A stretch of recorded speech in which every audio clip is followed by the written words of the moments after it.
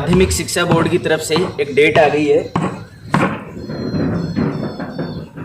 और मैथ वाले स्टूडेंट्स को ये डेट बहुत अच्छे तरीके से याद है। ठीक है, तो अभी तक जो भी आप फ़ोन घुमा दूं, पास करा दूं, वो जो भी आप सुन रहे थे ना उसको बंद कर दो, क्योंकि कोई हनी सिंह आपको 18 तारीख को मदद करने के लिए आने वाला नहीं है। तो आप लोगों की हेल्प के लिए जो अभी सीनियर क्लास में हुए हैं उन स्टूडेंट्स के लिए, और जो स्टूडेंट्स 18 तारीख की अपनी एग्ज़ाम की तैयारी कर रहे हैं उन स्टूडेंट्स के लिए मैं लेकर आया हूं आपका अपना विकास जहांगीर एक यूट्यूब चैनल लेकर आया हूं, और मेरे यूट्यूब चैनल पर आप सभी स्टूडेंट्स का बहुत बहुत स्वागत है। तो चलिए आज मैं शुरू करूंगा 12वीं बोर्ड का एक चैप्टर है, चैप्टर नंबर 13 सदिश। इसको इंग्लिश में अपन क्या बोलते हैं, वेक्टर। तो ये चैप्टर अपन शुरू करने जा रहे हैं, और मैं आपको ये भी बता दूं साथ ही साथ कि आपको इस YouTube चैनल पे जितने भी आपके सीनियर क्लास के चैप्टर हैं, टोटल सीनियर क्लास के चैप्टर आपको यहाँ पर अवेलेबल होंगे। ठीक है, तो बहुत सारे स्टूडेंट आप में से ऐसे हैं जिनको वेक्टर और 3D हार्ड लगते हैं, लेकिन मैं आपको ये बता दूं कि सीनियर क्लास में अगर सबसे इजी चैप्टर कोई है तो वो है वेक्टर और 3D। इनसे इजी चैप्टर कोई भी नहीं है। ये दोनों चैप्टर जो हैं वो कंबाइन 14 नंबर के हैं। 7 नंबर का आता है वेक्टर आपका RBSC में, और 7 नंबर का आता है 3D, यानी ये टोटल दोनों जो चैप्टर हैं वो 14 नंबर के आते हैं। तो दोनों जो चैप्टर हैं वो आपको बहुत आसानी से समझ में आ जाएंगे। आपको मेरे जितने भी वीडियो हैं इन दोनों चैप्टर के वो आपको ध्यान से देखने हैं। तो चलिए शुरू करते हैं। आज अपन शुरू करेंगे चैप्टर नंबर 13 सदिश। इंग्लिश में इसको क्या बोलते हैं, वेक्टर। और राजस्थान बोर्ड में कितने नंबर का आने वाला है, 7 नंबर का ये चैप्टर आने वाला है। इसमें से 4 क्वेश्चन आपको पेपर में मिलेंगे। आपके 2 क्वेश्चन रहेंगे 1-1 नंबर के, 1 क्वेश्चन रहेगा 2 का, और 1 क्वेश्चन रहेगा आपका 3 नंबर का। तो आप ध्यान से देखिए, जो 3 है उसके ऊपर मैंने एक स्टार लगाया है। तो उस स्टार का मतलब क्या है, इस स्टार का मतलब है कि आपको क्वेश्चन 2 मिलेंगे लेकिन करना 1 है, यानी ऑप्शनल क्वेश्चन। ठीक है, तो 4 क्वेश्चन आपको इस चैप्टर से मिलने हैं। और ये एक ऐसा चैप्टर है स्टूडेंट्स जो फिजिक्स में भी इम्पोर्टेंट है और मैथमेटिक्स के लिए भी ये इम्पोर्टेंट है। तो चलिए शुरू करते हैं। सबसे पहले अपन ये देखते हैं कि इसका परिचय क्या होगा, यानी वेक्टर होता क्या है। सबसे पहले अपन ये सीखते हैं। ठीक है, आपने ये तो जरूर पढ़ रखा होगा कि भौतिक राशियां कितनी होती हैं, पढ़ रखा ना सभी ने। तो बताइए भौतिक राशियां जो हैं वो कितने प्रकार की होती हैं। भौतिक राशियां होती हैं 3 प्रकार की, अदिश राशि, सदिश राशि और परदिश राशियां। भौतिक राशियां जो होती हैं वो 3 प्रकार की होती हैं, अदिश राशियां, सदिश राशियां और परदिश राशियां। तो चलिए सबसे पहले अपन बात करते हैं अदिश राशि की। ये कौन सी राशियां होती हैं। देखो गणित में आपको कुछ भी रट्टा मारने की ज़रूरत नहीं है, ये एकदम इजी सब्जेक्ट है। अगर आपको एक बार समझ में आ जाता है तो फिर ये कोई प्रॉब्लम नहीं करता। तो सबसे पहले देखिए अदिश है, क्या मैं इसको ऐसे लिख सकता हूँ, ए दिस लिख सकते हैं ना इसको ऐसा। तो ये दिस कोई इंग्लिश वाला दिस नहीं है, THIS दिस मनी है, ऐसा कुछ नहीं है। दिस का मतलब यहाँ पर होता है दिशा। यहाँ दिस का तात्पर्य क्या है, यहाँ दिस का तात्पर्य है दिशा। तो अगर किसी भी चीज़ से पहले ए लग जाता है इसका मतलब वो चीज़ उसमें नहीं है। तो दिशा से पहले ए लग गया इसका मतलब इसमें दिशा नहीं है। यानी अदिश राशियाँ वे राशियाँ होती हैं जिनमें केवल परिमाण होता है। अदिश राशियाँ कौन सी राशि होती हैं, अदिश राशियाँ वे राशियाँ होती हैं जिनमें केवल क्या होता है, परिमाण होता है। क्या नहीं होती, दिशा नहीं होती, वे अदिश राशियाँ कहलाती हैं। अब आते हैं अपन सदिश राशियों पे। क्या मैं इसको ऐसे लिख सकता हूँ, से दिस, और दिस का मतलब मैंने आपको बताया था अभी कि दिस का मतलब क्या होता है, दिशा, और से का मतलब होता है साथ। यानी जिसमें परिमाण के साथ साथ दिशा भी हो, जिसमें परिमाण के साथ साथ दिशा भी हो, वे भौतिक राशियां अपनी कौन सी भौतिक राशियां कहलाती हैं, सदिश राशियां कहलाती हैं। तो आपको दोनों देखो नाम से ही समझ में आ गई होंगी। ए दिस जिसमें दिशा नहीं हो, से दिस जिसमें दिशा हो। ठीक है, उसके बाद अपन आते हैं परदिश राशियां। परदिश राशियां वे राशियां होती हैं जो कि सिचुएशन पे डिपेंड करती हैं। ये राशियां ऐसी होती हैं जो कई बार अदिश राशियां बन जाती हैं और कई बार सदिश राशियां बन जाती हैं। तो ये था इसका परिचय। सदिश के बारे में। अगर मैं इसको एक इजी एग्जाम्पल से आपको समझाना चाहूँ तो आप एक बहुत ही आसान से एग्जाम्पल से भी इसको समझ सकते हैं। देखिए मैं समझाता हूँ आपको। फॉर एग्जाम्पल, एक रोड पे दो दोस्त खड़े हुए हैं। एक दोस्त का नाम है राम और दूसरे का नाम है श्याम। एक रोड है और उस पे दो दोस्त खड़े हैं। उन दोनों दोस्त के सामने से एक गाड़ी जाती है, ठीक है। तो जो आपका पहला दोस्त है राम, वो कहता है श्याम से कि ये गाड़ी 30 किलोमीटर पर आवर की स्पीड से गई है, कि यह गाड़ी 30 किलोमीटर प्रति घंटे की रफ्तार से गई है। और जो दूसरा दोस्त है श्याम, वो बोलता है राम को कि यह गाड़ी 30 किलोमीटर पर आवर की स्पीड से तो गई है, साथ ही साथ यह उत्तर दिशा में गई है, ठीक है। तो दोनों ने अपने अपने वाक्य रखे यहाँ पे। राम कह रहा है कि ये 30 किलोमीटर पर आवर की स्पीड से जा रही है और श्याम कह रहा है ये 30 किलोमीटर पर आवर की स्पीड से उत्तर दिशा में जा रही है। तो देखिए राम आपको केवल क्या दे रहा है, परिमाण। देखिए ये जो संख्यात्मक मान होता है इसको क्या कहा जाता है, परिमाण। तो राम आपको केवल परिमाण दे रहा है, लेकिन श्याम जो है वो आपको परिमाण के साथ साथ क्या दे रहा है, दिशा। तो जैसा मैंने अभी आपको बताया था, अगर दिशा नहीं हो तो वो क्या होता है, अदिश। इसका मतलब राम जो बोल रहा है वो क्या है, अदिश है। और अगर आपको परिमाण के साथ साथ क्या दे दी जाए, दिशा, तो वो क्या होता है, सदिश। इसका मतलब श्याम परिमाण के साथ दिशा भी दे रहा है। इसका मतलब श्याम जो बोल रहा है वो कैसी राशि हुई, सदिश राशि हुई। तो ये था इसका परिचय, अदिश, सदिश और परदिश का।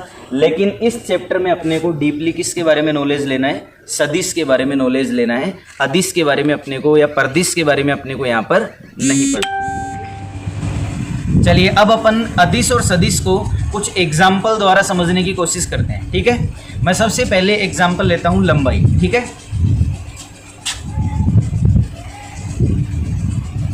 सबसे पहले अपन बात करते हैं लंबाई की। फॉर एग्जाम्पल अगर मैं आपको ये पूछता हूँ कि इस मार्कर की लंबाई क्या है, तो आप इस मार्कर की लंबाई मुझे मीटर में, मिलीमीटर में, सेंटीमीटर में या इंच में बताओगे। जैसे आपने मुझे ये बताया कि इस मार्कर की लंबाई जो वो 5 इंच है, लेकिन आप ये देखो कि क्या आप ऐसे कह सकते हो कि इसकी लंबाई 5 इंच उत्तर में है, कभी नहीं कह सकते। यानी आप कभी भी कि कोई भी लंबाई बताते हो तो आप उसमें क्या नहीं ऐड करते हो, दिशा नहीं ऐड करते हो। इसका मतलब लंबाई जो है वो कैसी राशि हुई, अदिश राशि हुई। और एग्जाम्पल देख लो, जैसे मान लो मैं बात करता हूँ द्रव्यमान की।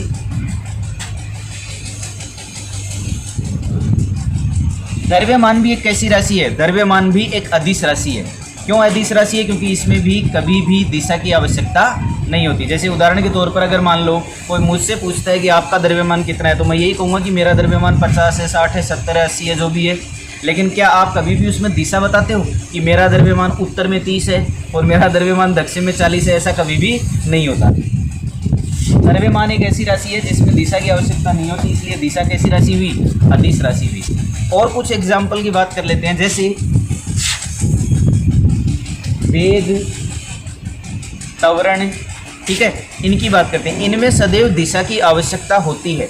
इनमें अपने को क्या करना पड़ता है, दिशा बतानी पड़ती है। इसलिए ये कैसी राशियां हैं, ये सदिश राशियां। तो अपना काम अदिश और सदिश राशियों के बारे में ज़्यादा पढ़ना नहीं है, अपन सदिश के बारे में पढ़ेंगे, क्योंकि ये जो उदाहरण है वो आप फिजिक्स में ऑलरेडी बहुत सारे पढ़ चुके होंगे। तो आगे इस चैप्टर को स्टार्ट करते हैं। अब यहाँ से अपने टॉपिक स्टार्ट हो जाते हैं।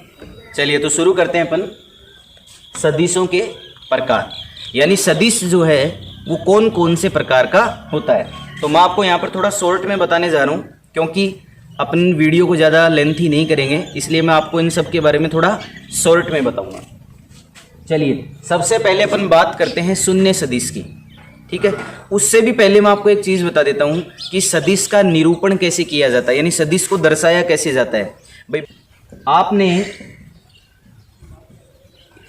छोटी क्लासों में रेखाखंड के बारे में ज़रूर पढ़ा है ना, रेखाखंड के बारे में। फॉर एग्जाम्पल ये कोई रेखा है, ये कोई रेखा है और इसके आगे देखो रेखा खंड। खंड का मतलब क्या होगा, क्या होगा खंड का मतलब टुकड़ा।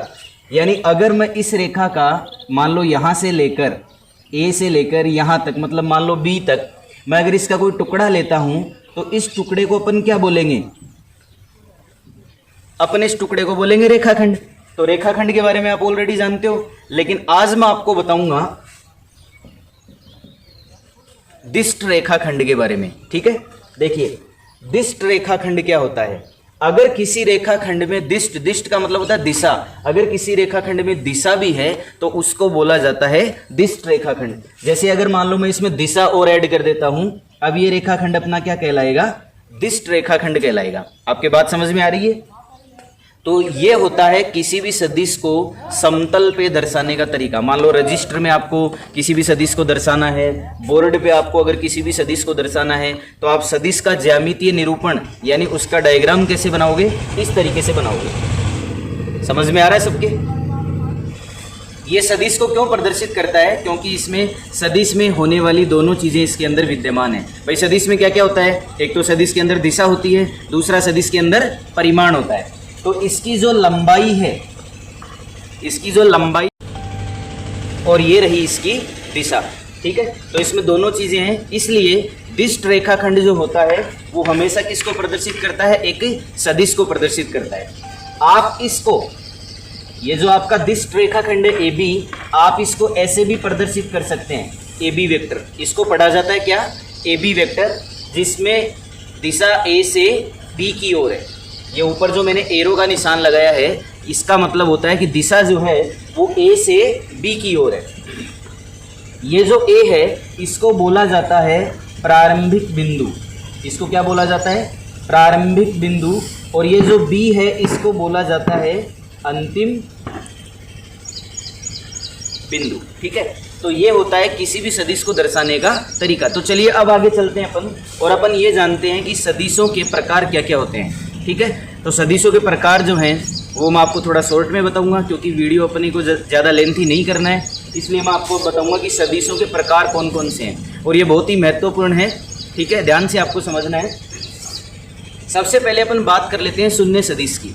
ठीक है, शून्य सदिश वो सदिश होता है जिसका परिमाण शून्य हो। देखो ये परिमाण है सदिश का, अगर मैं इसको कम करता जाऊँ, कम करता जाऊँ, कम करता जाऊँ, दोनों पॉइंट, ये जो प्रारंभिक बिंदु है और आपका अंतिम बिंदु है, अगर प्रारंभिक और अंतिम बिंदु दोनों में एक जगह पे लेकर आ जाता हूं तो वो क्या बन जाएगा, आपका शून्य सदिश बन जाएगा। क्यों बन जाएगा, क्योंकि उसका परिमाण शून्य होगा।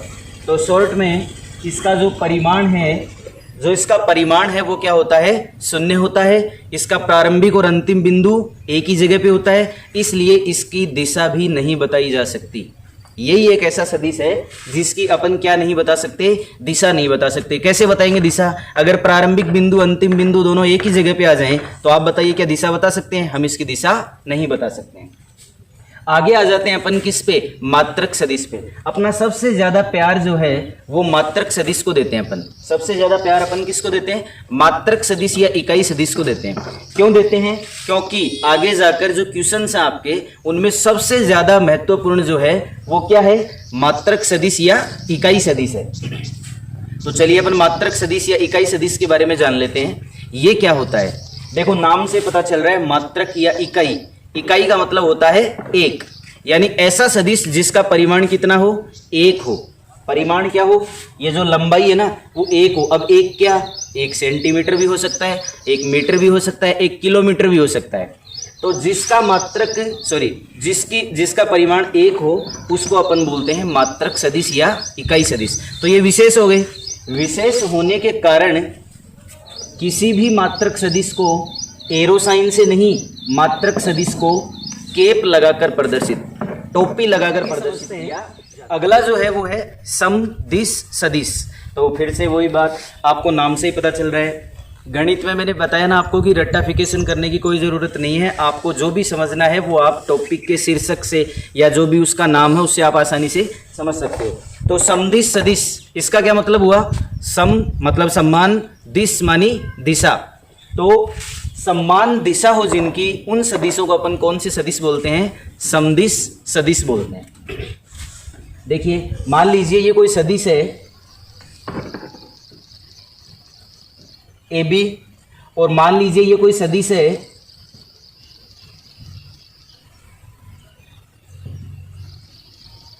CD। इन दोनों की दिशा जो है वो, इन दोनों की दिशा कैसी है, समान है। तो ये दोनों सदिश कैसे कहलाएंगे, समदिश सदिश कहलाएंगे। उसके बाद अपन आते हैं सम्मान सदिश या तुल्य सदिश पे। कैसे सदिश? सम्मान सदिश या तुल्य सदिश। तो सम्मान सदिश होते हैं दो सदिश अगर उन दोनों का परिमाण भी समान हो और उन दोनों की दिशा, भाई दो ही तो आइटम होते हैं, कोई भी सदिश होता है उसमें दो ही आइटम होते हैं, एक तो होता है परिमाण और दूसरा होता है दिशा। तो अगर परिमाण समान हो और दिशा भी समान हो तो उनको अपन क्या बोलेंगे? सम्मान सदिश या फिर तुल्य सदिश, यानी बराबर होंगे दोनों। मान लीजिए कोई वेक्टर ए है और कोई वेक्टर बी है, इन दोनों का परिमाण भी समान है और इन दोनों की दिशा भी समान है, तो इनको अपन प्रदर्शित कर सकते हैं बराबर का चिन्ह लगाकर। ठीक है, आगे चलिए फिर आते हैं अपन विपरीत सदिश। कौन से सदिश? विपरीत सदिश।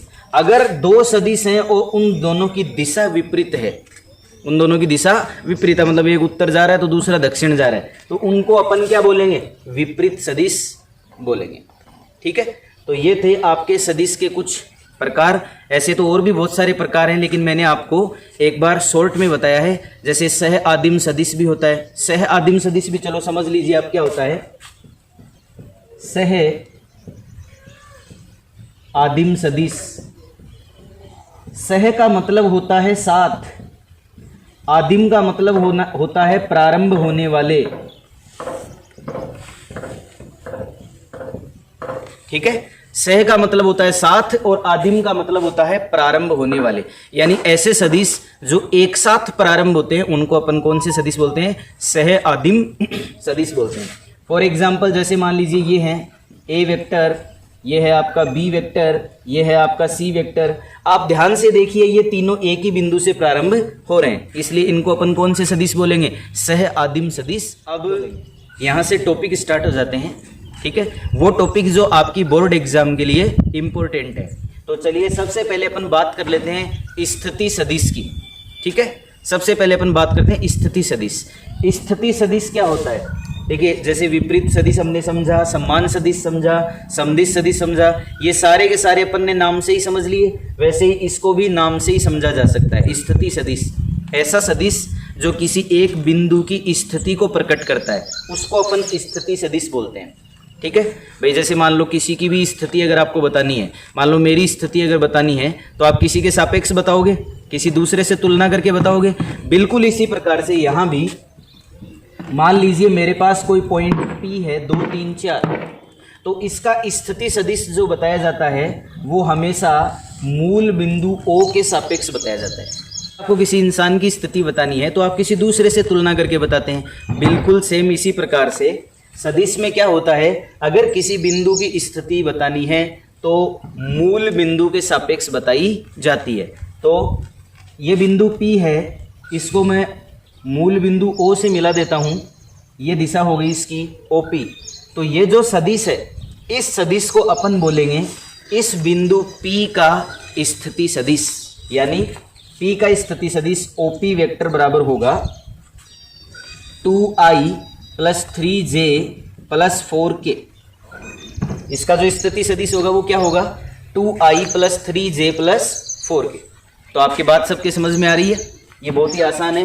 अब आप ये सोच रहे होंगे कि ये i, j, k क्या है, तो इनके बारे में मैं आपको आगे बताऊंगा। फिलहाल एक बार आपने फिजिक्स में पढ़ रखा है थोड़ा बहुत, तो i, j, k क्या है इनके बारे में अपन आगे जानेंगे। तो ये होता है स्थिति सदिश। बिल्कुल सिंपल है, किसी भी बिंदु का अगर स्थिति सदिश बताना हो तो उस बिंदु से पहले मूल बिंदु लगाकर ऊपर एरो निशान लगा दो। ये तो हो गया दर्शाने का तरीका। और निकालेंगे कैसे स्थिति सदिश? पहले निर्देशांक के i कैप, दूसरे निर्देशांक के j कैप और तीसरे निर्देशांक के क्या लगा देना आपको? k कैप लगा देना है। तो ये है स्थिति सदिश का तरीका। आगे अपन आते हैं दो बिंदुओं को मिलाने वाला सदिश। वैसे तो यहाँ पर भी हमने दो बिंदुओं को मिलाने वाला सदिश ही निकाला है, लेकिन ये अलग टॉपिक है तो इसको अलग पढ़ लेते हैं अपन। फॉर एग्जाम्पल मेरे पास कोई पॉइंट A है 3, -2, 4 और कोई दूसरा सदिश है मेरे पास पॉइंट है B 4, 5, 4। मान लीजिए मेरे पास ये दो बिंदु हैं और इन दोनों को मिलाने वाला सदिश मुझे निकालना है। इन दोनों को मिलाने वाला सदिश मुझे निकालना है। तो इन दोनों को मिलाने वाले कितने सदिश होंगे? इन दोनों को मिलाने वाले सदिश होंगे दो। एक तो होगा आपका AB सदिश और दूसरा आपका होगा BA सदिश। ठीक है, तो ये कैसे निकालेंगे AB सदिश और BA सदिश, इनको ध्यान से समझिए। ए बी सदिश यानी दो बिंदुओं को मिलाने वाला सदिश निकालने का तरीका है अंतिम बिंदु के स्थिति सदिश में से प्रारंभिक बिंदु का स्थिति सदिश माइनस करेंगे। ओके, तो जैसे ये बी ए वेक्टर निकालना हो तो कैसे निकालेंगे, अंतिम बिंदु के स्थिति सदिश में से प्रारंभिक बिंदु का स्थिति सदिश माइनस करेंगे। यानी अगर आपको ए बी वेक्टर चाहिए तो आप बी के स्थिति सदिश में से ए का स्थिति सदिश माइनस करो, और स्थिति सदिश मैंने आपको अभी अभी बताया था, तो देख लीजिए इसको समझिए आप। बी का स्थिति सदिश यहाँ से क्या हो जाएगा 4i plus 5j plus 4k minus ए का स्थिति सदिश यहाँ से क्या हो जाएगा 3i minus 2j plus 4k, और अब इन दोनों को आप कर दीजिए माइनस। तो माइनस करते हैं 4i माइनस 3i i, ये तो आपको पता ही है कि सम्मान जो होते हैं वो ही घटते हैं, तो 4i minus 3i i, 5j minus 2j 3j, 4k minus 4k cancel out. तो आपका ए बी वेक्टर आ गया i वेक्टर i के प्लस 3j।